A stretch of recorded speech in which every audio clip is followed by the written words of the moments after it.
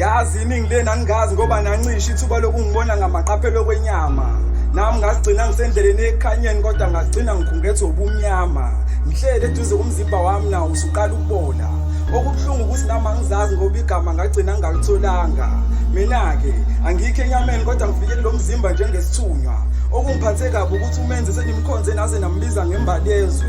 Yebo ingaphandle lakhe lihle kodwa ingaphakathi kubusa usathane uqobo lwakhe.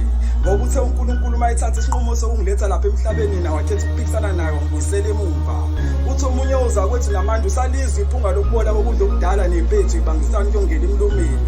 Isibindi esingakaso umuntu omdala elahlingana emgqomeni. Kanti nomunye uthi usakuza ukushisa kwalela toilet omphosa kulona mhla uthi ugqiba ubufakazi.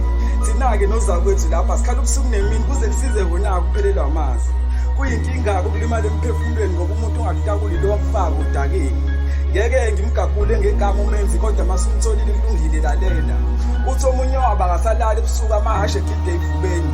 Kanti nasemini usephila ngokuyiphopoza ukuze ezofihla ingembezi alangana ilahlayo. Mina-ke uzokuhlupha iqiniso uzolikhuluma kanti nalo mzalayo uzomtshela.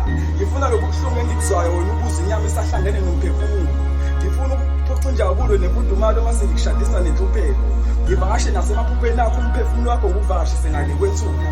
Ngifuna ukuphuca amathuba omsebenzi usalungena lutho nawe uzibone ungento yalutho.